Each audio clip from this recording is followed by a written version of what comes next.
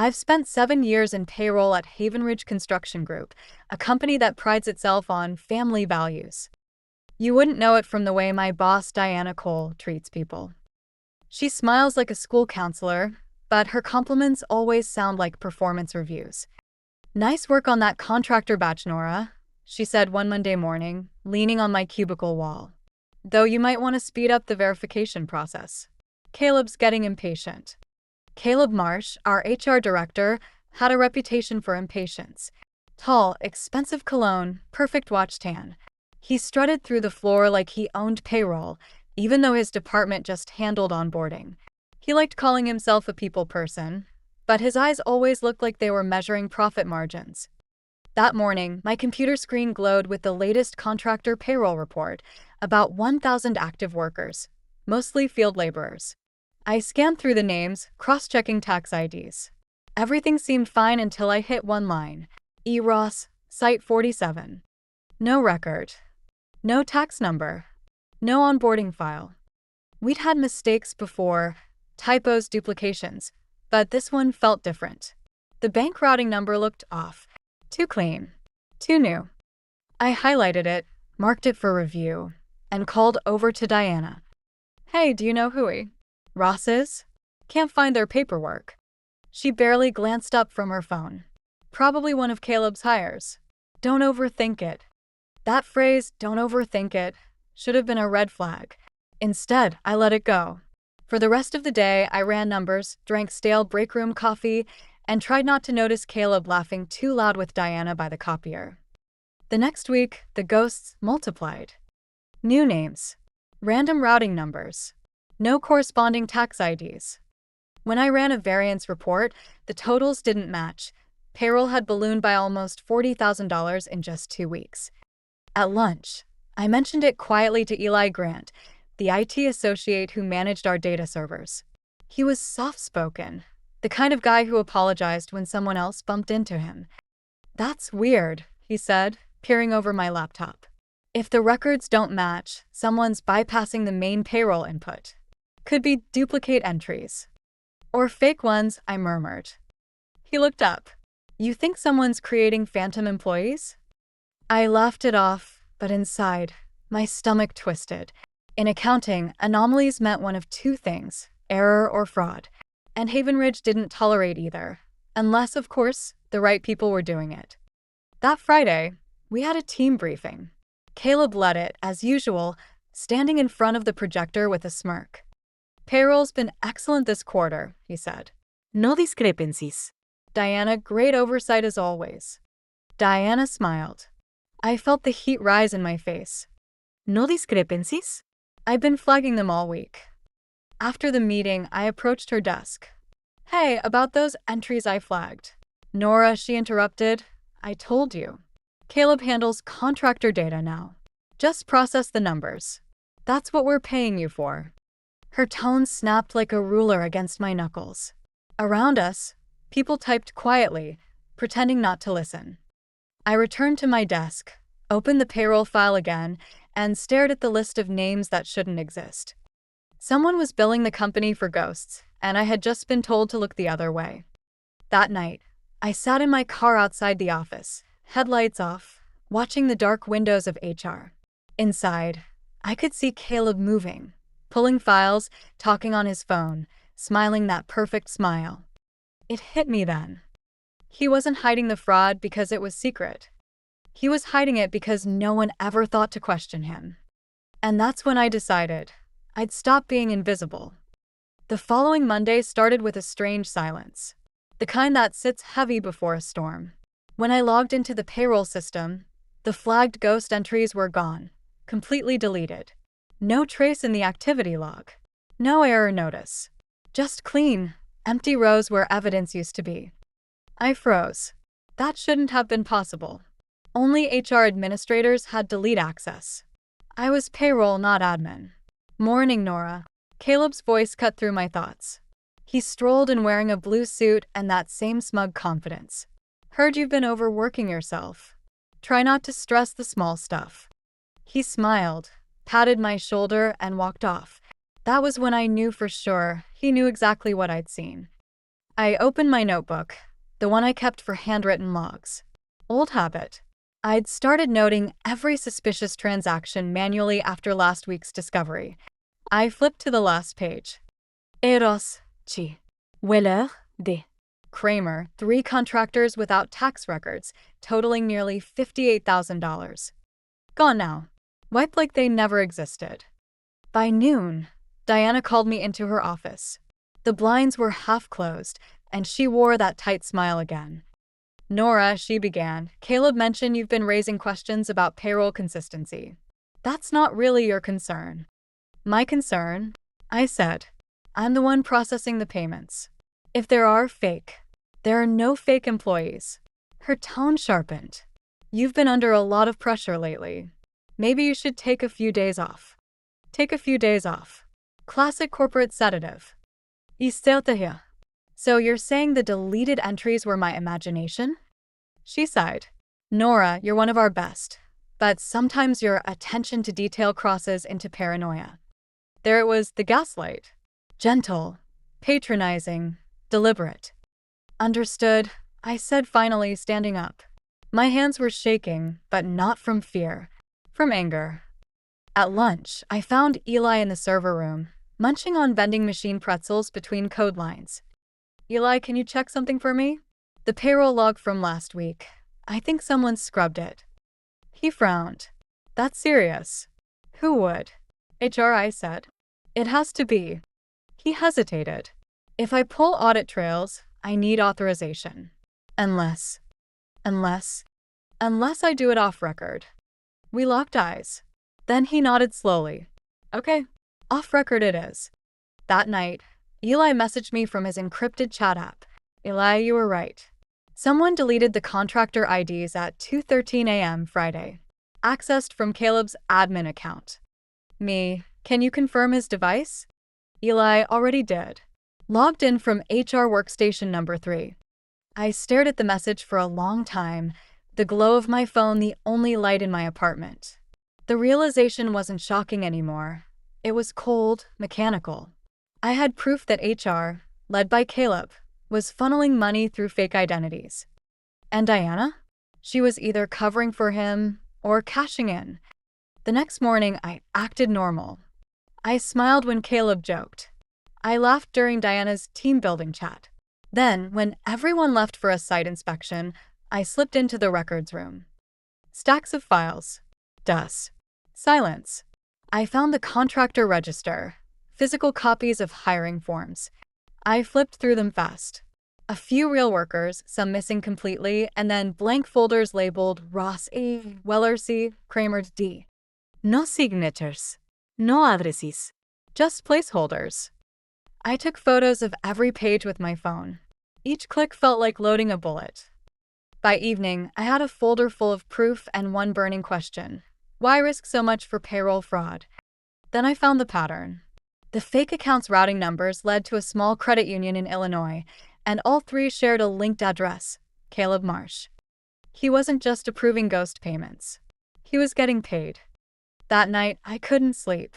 The office hum played in my head, that artificial calm before exposure. My heartbeat matched the rhythm of my laptop fan. They thought I'd drop it, that I'd feel small, scared, replaceable. But what they didn't know was, once I start tracking a number, I never stop until it balances. And soon this balance sheet would bleed. By Wednesday, whispers started following me like perfume. People in accounting stopped talking when I entered the break room. Caleb smiled more than usual, which meant I was being discussed behind closed doors. At 3 p.m., an HR memo popped up in my inbox. Subject: Performance discussion, 3:30 p.m., Conference Room B. I already knew what that meant. The ambush was coming. When I walked in, Caleb sat at the head of the table, Diana to his right, and 2 HR assistants scribbling notes like court reporters. He gestured toward the chair opposite him. Sit down, Nora. We've had some concerns about your recent conduct. My conduct? I repeated, trying to keep my voice even. He smiled thinly. You've been accessing records outside your department's scope, questioning management directives, and creating unnecessary panic. Unnecessary panic. I Almost laughed. I was just verifying payroll accuracy, I said. It's literally my job. Diana chimed in softly. You're overstepping, Nora. HR handles contractor validation. You should trust the process. The process seems to involve deleting records at 2:13 a.m. I shot back before I could stop myself. Caleb's smile didn't flicker, but his fingers tapped the table once. That's a serious accusation. You're treading on dangerous ground. He leaned forward, lowering his voice. You're good at numbers, Nora. Don't ruin your career chasing shadows. That word again, shadows. I stared right back. Some shadows come from people standing in the light too long. His eyes narrowed. Meeting adjourned. Afterward, I found Eli in the parking lot, leaning against his old Honda. You okay? He asked. I nodded, but the truth was I felt raw. They're trying to bury this. Caleb's calling me paranoid. He's scared, Eli said. That's why he's acting confident. Classic overcompensation. He handed me a flash drive. This is the last piece. It's the internal routing map. Every ghost payment ends up in one account, Caleb's. I masked my access trail, but if they find out, they won't, I said. He looked uncertain. What are you going to do? Not go to the CFO yet, I said. They'd spin it before I finished talking. So what then? I smiled faintly. I'm going to let them expose themselves. For the next week, I played my part perfectly. I acted distracted, flustered, like the rumors were getting to me. Diana seemed relieved. Caleb even clapped my back one morning. Meanwhile, Eli and I built a mirror payroll file, a clone system that copied every entry Caleb made. Hidden from the admin dashboard, it updated in real time. Every ghost payment, every timestamp, every authorization code. By Friday, we had everything we needed, a complete record of the fraud trail. I spent the weekend printing evidence. Pages of transactions, dates, bank info, and a neat cover sheet labeled Payroll Audit, Q2. On Monday, I scheduled a departmental update meeting for the following Wednesday.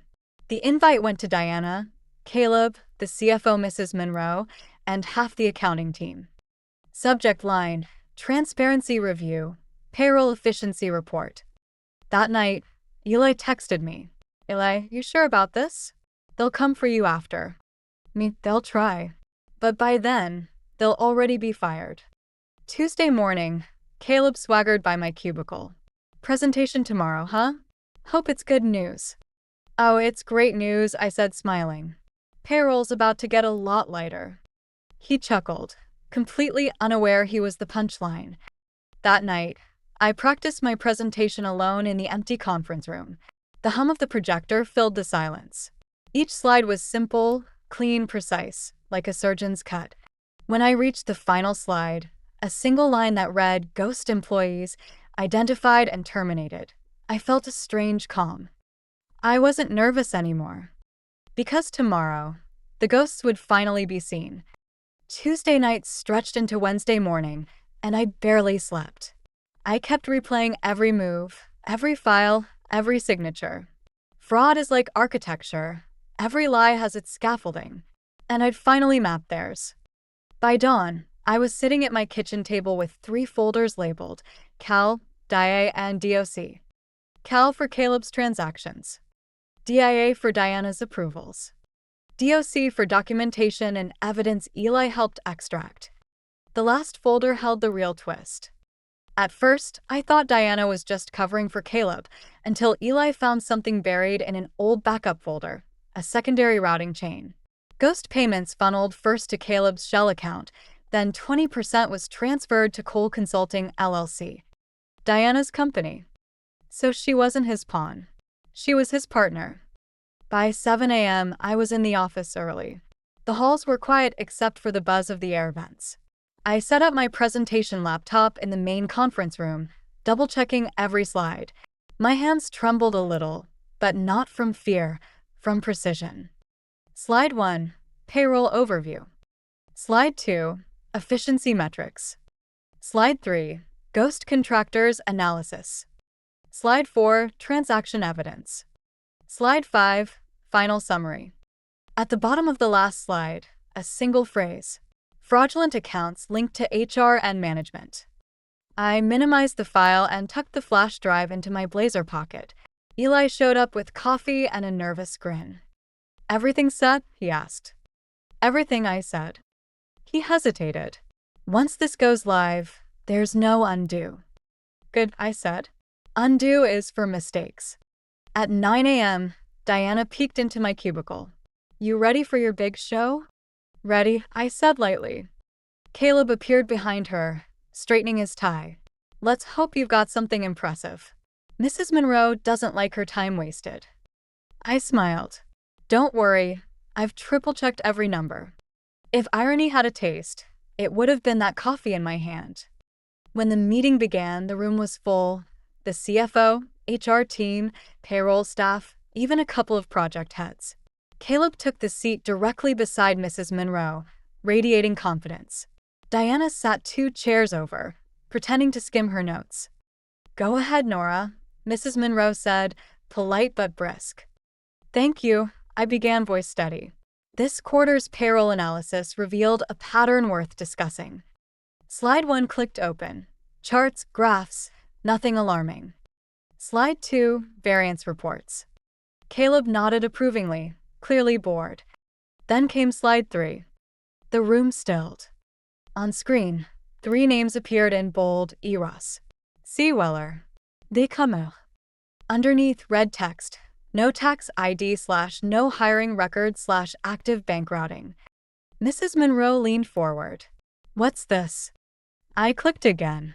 The next slide showed the money trail, from company accounts to fake contractors to a shell account labeled Haven Ridge Payroll Subsidiary. And then, the next slide, transfer logs showing Caleb's initials. You could hear a pin drop. Caleb's confident smile froze halfway. He tried to recover. That's an internal test account." I shook my head. "If it were, it wouldn't transfer to an external bank. The routing leads to your personal credit union in Illinois." Mrs. Monroe turned toward him sharply. Then I hit slide 5. It displayed the split route, 20% diverted to Cole Consulting LLC. A logo appeared beside it. Diana's logo. Her hand twitched, gripping her pen. "Nora," she said slowly, "you've gone too far." "Maybe," I replied, "but at least I didn't go too deep into company funds." Mrs. Monroe stood. "I want HR compliance and legal here immediately." Caleb started talking fast, stumbling through half-truths and clerical test excuses. Diana tried to interrupt, but Monroe silenced her with a raised hand. Eli, sitting at the back, met my eyes. The corner of his mouth lifted slightly, a silent "you did it." As the chaos grew, I calmly closed my laptop, unplugged the projector, and slid my flash drive back into my pocket. The meeting ended with 2 security officers escorting Caleb and Diana out. Their protests echoed down the hall, loud, desperate, useless. I walked to my cubicle, sat down, and opened the live payroll dashboard. The ghost names were gone. The balance finally clean. For the first time in weeks, the numbers made sense. I leaned back, sipping what was left of my cold coffee, and whispered to no one. Payrolls returned to normal. By noon, the office felt like a courtroom after a verdict. Everyone knew. The whispers weren't whispers anymore. They were open stares, half shocked, half thrilled. Haven Ridge had just witnessed a corporate execution. Caleb's office was locked, HR blinds drawn, security guards stationed at the elevators. Diana's glass door still stood open, her desk stripped bare. The framed quote she loved, "Integrity is doing the right thing when no one is watching," lay face down on the floor. I didn't feel triumphant. Not yet. Just quiet. Mrs. Monroe called me in around 1. She stood by the window, arms crossed, eyes hard. "That was a hell of a presentation," she said finally. "I thought it was necessary," I replied. "It was," she said. "You just saved this company hundreds of thousands. And made my HR department implode." Her tone softened slightly. "You'll have to file statements with internal audit. Legal will contact you. I assume you have backup copies." I nodded. 3. In separate locations. She smiled faintly. Smart woman. As I turned to leave, she added, "You did the right thing, Nora. But I have to ask, why do it like that? Publicly." I met her eyes. "Because private reports disappear here." She didn't argue. Just nodded once. Point taken. Outside her office, employees hovered around the coffee machine, pretending to be busy. I could feel their eyes on me.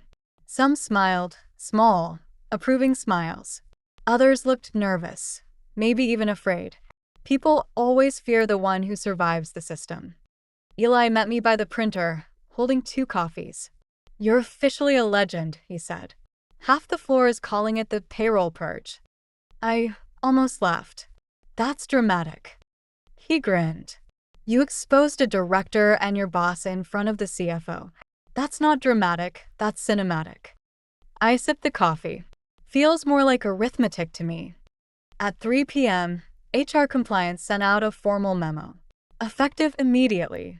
Mr. Caleb Marsh and Ms. Diana Cole are terminated from employment pending criminal investigation. Payroll operations to continue under interim supervision of Ms. Nora Hill. The message spread like wildfire. My inbox filled with congratulations I didn't answer. Eli forwarded me one from a private chain between Caleb and Diana that IT had unearthed. 2 weeks old. "Caleb, she's catching on. Diana, let her. No one believes her anyway." I stared at it, feeling that low burn in my chest. Not anger now, but something colder. No one believes her anyway.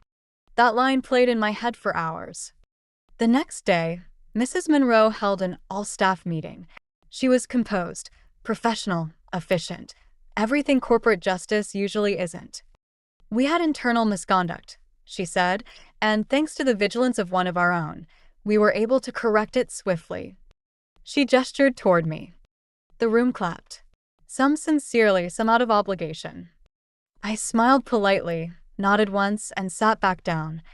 But inside, something else was stirring. Because I hadn't told them everything. In the aftermath, I discovered something buried deeper, a 4th ghost account. Smaller amounts, different name, different pattern. The last transfer had gone out the night before Caleb and Diana were caught. It led to an external vendor account labeled Monroe Financial Advisory, Mrs. Monroe's private consultancy. I closed the report quietly, saved it under a new folder, Phase 2. Justice, I decided, wasn't a one-time event. It was a system. And systems run best when maintained by people who know how to audit. That evening, as the sun burned orange through the blinds, I cleaned my desk, not to leave, but to start over. The numbers on the screen finally balanced. Payroll clear. Fraudsters fired. Company stabilized. And me? I wasn't angry anymore. I was accountable. As I walked out, I passed Diana's empty office. The broken picture frame still lay there. I flipped it over, dusted the glass, and read the quote aloud softly. "Integrity is doing the right thing when no one is watching." Then I set it back down, upside down again. Because some people don't deserve their words back. In the parking lot, Eli waved goodbye. "See you tomorrow, boss." I smirked. "Don't call me that." "Sure thing, boss." He drove off laughing. I stood there for a moment, the air cool and quiet. Then I looked back at the office building, sterile glass glowing against the sky, and whispered, almost smiling, "Payrolls returned to normal." Weeks passed. The storm had calmed, but the silence it left behind was louder than any rumor. Every corridor, every chat in the break room still had traces of Caleb and Diana, like ghosts that refused to be deleted from the company directory. Their desks were cleared, their names removed from all systems. HR labeled it closure. I called it correction. My new office wasn't much, just Caleb's old one, with the blinds still crooked from his habit of yanking them shut whenever things got uncomfortable. The irony wasn't lost on me. The same desk where he doctored pay reports now held my color-coded spreadsheets. The same chair where he mocked my precision now faced audit requests he once ignored. Some mornings, I'd catch myself staring at his old sticky notes still stuck to the monitor. "Meet Diana, 4 p.m. I never peeled it off. It reminded me that every lie leaves residue. Eli adjusted fast to the new order. He'd stop by with files, grin, and say, "Boss, payroll looks boring again." "Good," I'd reply. "That's how payroll should look." We built tighter checks, automated verification, and added dual-level approvals. I didn't want another Caleb or another Diana. I wanted a system that didn't rely on trust, only proof. And yet, that fourth account still lived in my drive like a quiet question mark. Monroe Financial Advisory. The name pulsed at the back of my mind whenever Mrs. Monroe passed by my office, smiling her corporate smile. I didn't act. Not yet. You can't fix everything at once. Some numbers have to mature before they reveal their pattern. 3 months later, the company announced record quarterly profits. Mrs. Monroe called me into the boardroom. "You've rebuilt payroll faster than anyone expected," she said. "The board's impressed. They're considering you for finance controller." "Thank you," I said evenly. "That's generous." She leaned in, voice softer. "You've been through a lot. Maybe time to let the past rest." I smiled faintly. "I thought the same thing, ma'am. I'm just waiting for one last reconciliation." Her expression didn't change, but her eyes flickered, just a fraction too long. That's when I knew. She understood what I meant. That evening, I stayed late. The office lights dimmed to night mode, casting long reflections across the glass walls. I printed a single sheet, a summary of all 4 ghost accounts, including the last one, hers. Then I sealed it in an envelope labeled "To External Audit Committee." No theatrics this time. No public scene. Just precision. Sometimes revenge isn't loud. Sometimes it's a report filed at exactly 9 a.m., with timestamps, signatures, and a smile. A week later, the board announced Mrs. Monroe's voluntary early retirement. No questions asked. No reasons stated. Official line, personal health and family time. Eli dropped by my office the next day. "Another legend bites the dust," he said. I shrugged. Payroll returned to normal. I kept her nameplate, not out of spite, but as proof that numbers never lie, even when people do. When the year closed, I finalized the annual balance sheet myself. Everything matched. Every cent accounted for. Clean. Clear. Controlled. I clicked save as final version and smiled. Then, looking straight into the quiet hum of my computer screen, into you, the unseen watcher behind it all, I said aloud. They thought I was just a number cruncher. But in the end, I was the audit. And that's how a $25,000 lesson destroyed their lies and rebuilt my peace. They thought I was just a quiet accountant, easy to ignore, easy to fool. But numbers don't lie. People do. And when you live by fraud, you'll eventually get audited by karma. If you like this story, hit like, share it with someone who loves a good twist, and subscribe to Savage Revenge. Because here, justice isn't gentle. It's savage.